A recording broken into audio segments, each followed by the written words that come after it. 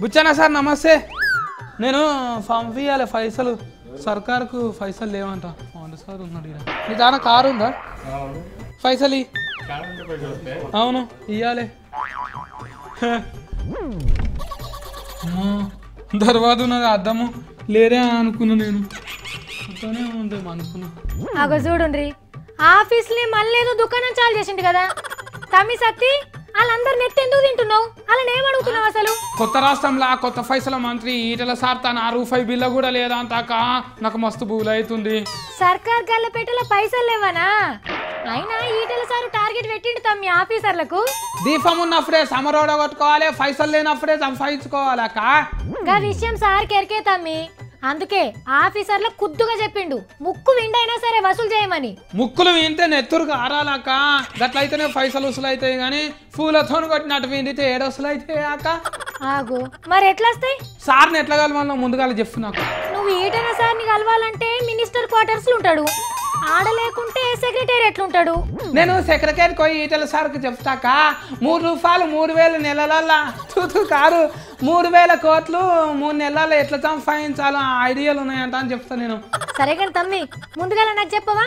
మంచిగా ఉంటే సార్కి చెప్తూతి, నేను ఎవరికి చెప్ప తమ్మి, నీ మీద ఒట్టు. చెప్పాలనా? లంచాలు తీసుకున్నా కూడా అందులోకెళ్ళి సగం సర్కార్కే ఇవ్వాలి. అప్పుడు సర్కార్కి ఆమ్దాని వస్తుంది, లంచాలకు డోకా కూడా ఉంది. అబ్బో, ఇంకేం ఐడియాలు ఉన్నాయి తమ్మి?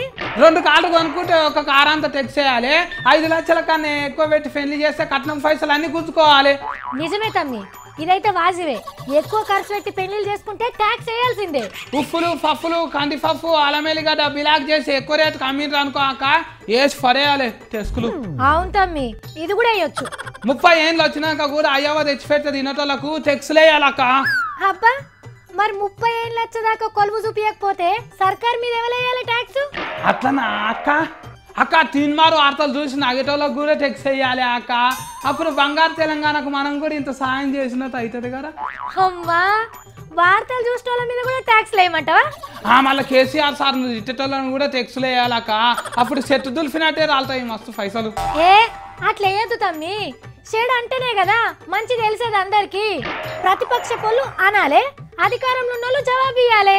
అక్క పక్క రాష్ట్రం సినిమాలో కూడా టెక్స్లు ఏమనాలి, ఓట్లు వస్తున్నాయంట అని సఫర్ దాక్కుంటారు తలసాని సార్. మళ్ళా ఆ టెంక తిఫల్ అవుతుంది మనకు. అవును తమ్మి, నిజమే. అట్లనే తెలంగాణ సినిమాల కవర్లు ఇచ్చేందుకు కూడా కొన్ని పైసలు జమ అయినట్టుంటాయి. అక్క జేసీఫ్ వాళ్ళ ఆఫీసర్లను అందరినీ ఎంక్వైరీలు ఎక్కువ చేయమనాలి. లంచగొండ ఆఫీసర్ల ఆస్తులు అన్ని గుంజుకోవాలి మొత్తం. మరి లీడర్ల మీద అయ్యద్దా ఎంక్వైరీ? అందరూ రేవంతం సార్ అంత అమానాయకులు ఉంటారా అక్క? నువ్వు రెడ్డాన్లో దొరకనీకే మస్తు హుషారు ఉంటారు. తమ్మి, నువ్వు చెప్పిన ఇన్ని చేసినంటే ఈటల సరికి 3 నెలల్లో కాదు 3 రోజులనే 3000 కోట్ల పైసలు ఉత్తగానే వస్తాయి. అప్పుడు పైసలకు తిప్పల పడే ఛాన్సే ఉండదు. తిప్పలు అయితే ఆసరా అయ్యేందుకు తాగుబోతానాలు ఉందనే ఉన్నారు. సర్కార్ తన పైసలు లేవంటే ఇంకా 2 పెగ్గులు ఎక్కువ వేసి ఇంకింత ఆసరా అవుతారు.